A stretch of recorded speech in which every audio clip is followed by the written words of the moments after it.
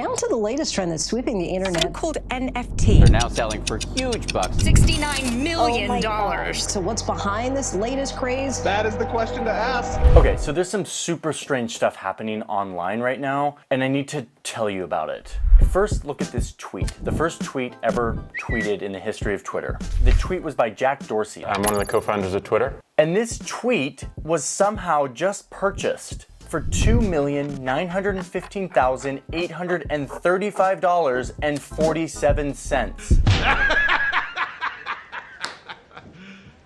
You serious? And it's not just a tweet. Just last month, a single JPEG sold for $69 million. Oh my God. The NBA is selling little moments of basketball games for hundreds of thousands of dollars. This is all sorts of digital things that people are purchasing a version of them for lots of money. There are three simple letters that you need to understand what's going on here. Those letters are NFT. Now to the latest trend that's sweeping the internet. What exactly is An NFT. So-called NFT. Y'all in the chat understand what an NFT is? Does that stand for not safe for work? What does this mean? Why would you pay for an NFT when you can look at it for free? Is this a gigantic bubble just waiting to burst? I believe in this space with my whole heart. I'm just fascinated by all of it.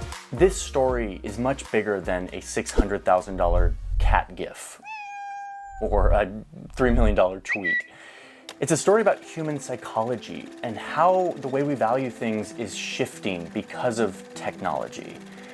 A technology that some people think may revolutionize our society, while at the same time accelerating the climate disaster. It's really nuts. It's all of these things together, and I want to explain it to you. So let's do this. Now what the hell's an NFT? Apparently cryptocurrency. Everyone's to LeBron James! That was insane! Officially insane, LeBron James. NFT stands for non-fungible token. Okay, there it is. That's the explanation. Non-fungible token. Makes sense, right? So the video's over now. No. One of my issues with this topic is that people throw around things like blockchain, crypto art, ledger, NFT, and they just expect me to understand what they're talking about, and I didn't. Okay, I'm going to talk about a Tesla for a second. Customized by Unplugged Performance to be the most unique and high-quality Tesla there is. Oh, and it's not just a Tesla, it's also $20,000. You can enter for a chance to win the Tesla and $20,000 by going to omaze.com/Johnny Harris. When you donate $10 or more, your donation goes to support two nonprofits. 501c3 is the first one. They are an organization that seeks to mobilize the next generation to fight climate change by creating a global community that embraces low carbon culture. The other one is called Give Power, which seeks to give clean drinkable water to the 2.2 billion people around the world who do not have safe access to clean water. The nonprofit uses its deep solar expertise to power and provide clean water, food security, and light to regions around the world. So to potentially win a Tesla and $20,000 and to support these organizations, go to omaze.com/Johnny Harris to find out more. So, fungible. Let's talk about the word fungible. It's this very specific word that economists use. It has a very precise definition. I want to use a different word for fungible for a second. Let's just use the word replaceable. Non-fungible means non-replaceable. You can't replace it. There's only one of them. It's unique. Non-fungible. Let me give you an example of something I feel very strongly about. Let's say you want to buy an orange jacket. This is really absurd. I've actually never counted these before. Stop it. Get some help. You want to buy an orange jacket from Uniqlo. You go on the internet and a jacket costs $39.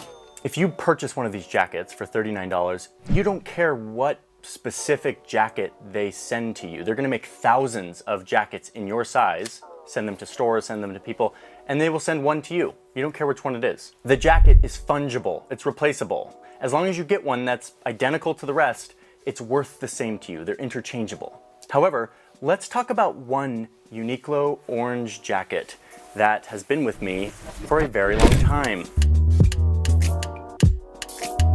This is the original, and for those of you who don't know, I sort of have a strange attachment to this jacket. I just love it. I love the color. I feel like an identity with this thing.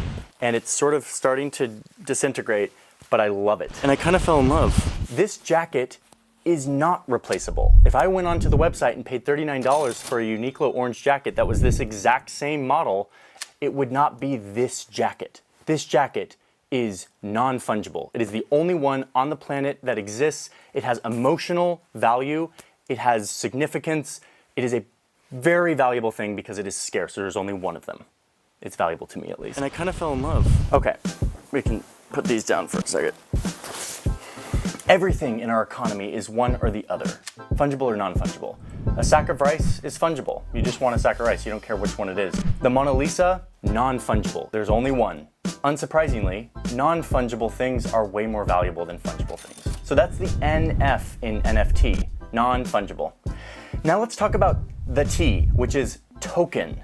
This is a very internet-y word. And to explain this, I have to explain something I have avoided explaining for a very long time. The blockchain. Luckily, there's a way to understand this, and I'm going to make it as painless as possible. Let's say I want to buy 3 slices of pizza from my friend Anna. She charges me $6 for these 3 slices. I don't use cash anymore, so I pull out my debit card, my bank card, and I swipe on her little terminal. As soon as I swipe this card, a message is sent to my bank. And it says, hey, Johnny, who has an account at your bank, wants to spend $6 on pizza. And that money needs to go to Anna's bank. This is like the bread and butter of what a bank does all day. They document every transaction that comes in from all their customers. They send out money to the other banks. And at the end of the day, they have a tally of all the money that went out of your account and into your account. And they can give you a number. They can say, based on all of these transactions, you have $50 in your bank account. And so when that request comes in, as I swipe my card, my bank is like, okay, so based on all of your transactions, you have $50 in your account. I can send $6 to Anna's bank, approved, and they approve the transaction. Once that money comes into Anna's bank is doing the same thing. They're like, oh cool, she had $80 and now she has $86, and they add it to her record. More and more, your money is just a number on a screen.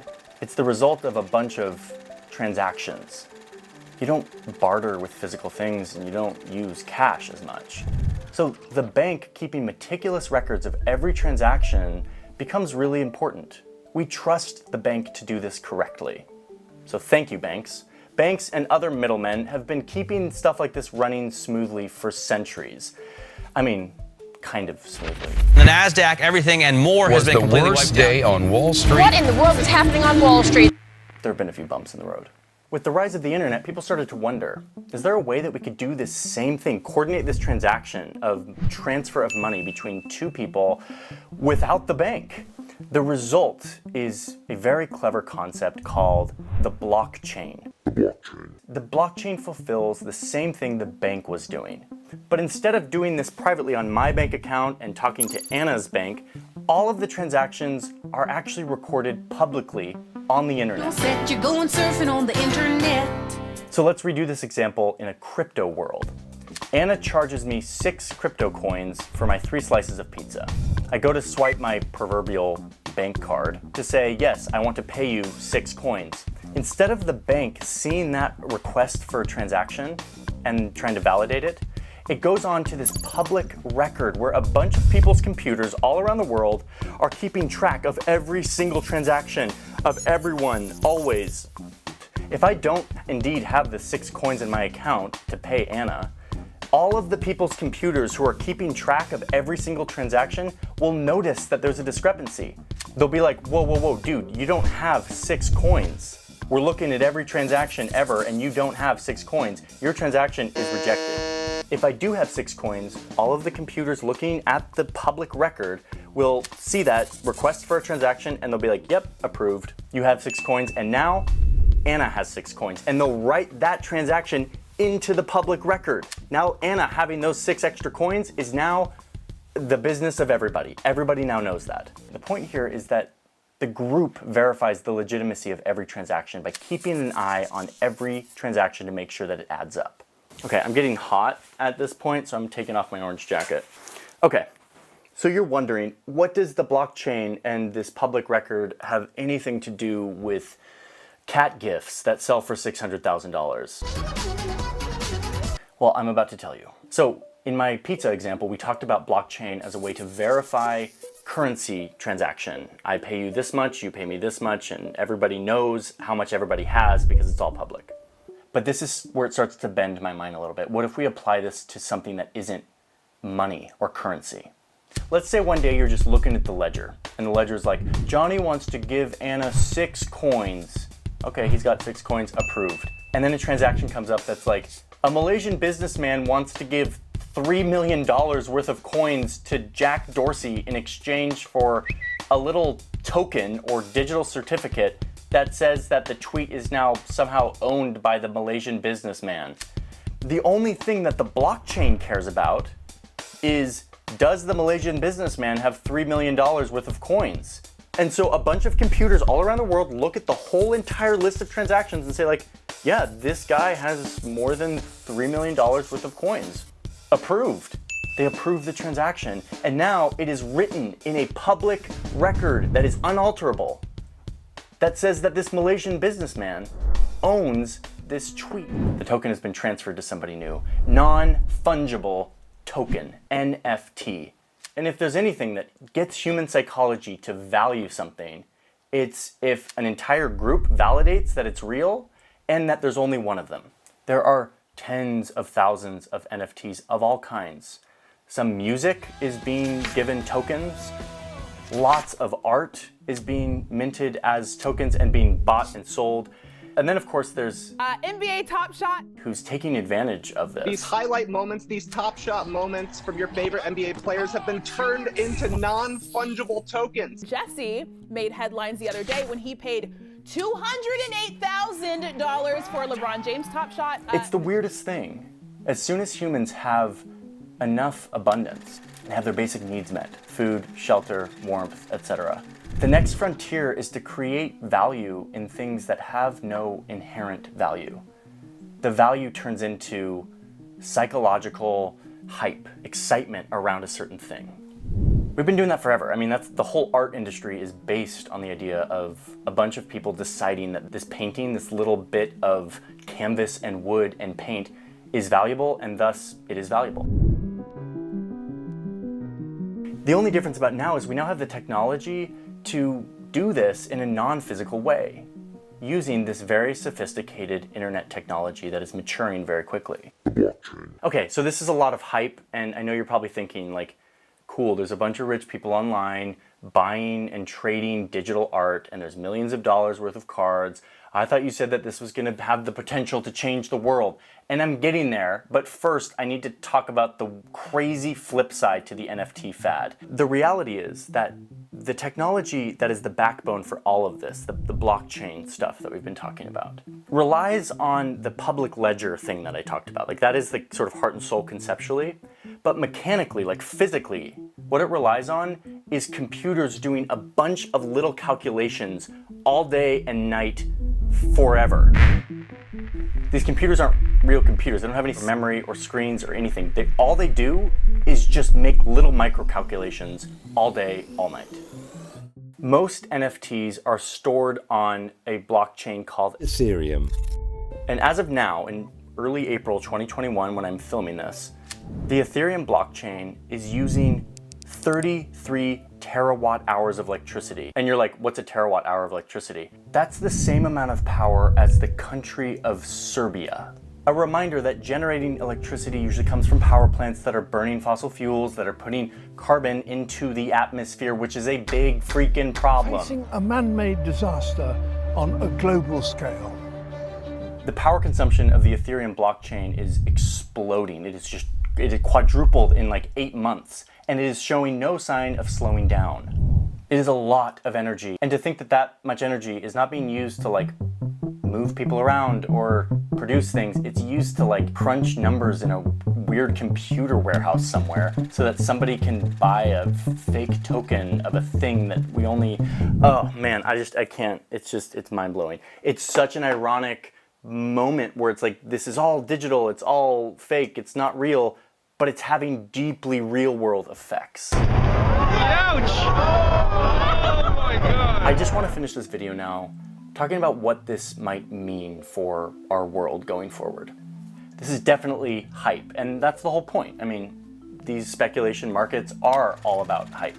We see this all the time with new technologies and new things that people get excited about, and they swarm it with their investments and the price goes up, and then something happens. For example, come on, Uncle Phil, this is the 90s, man.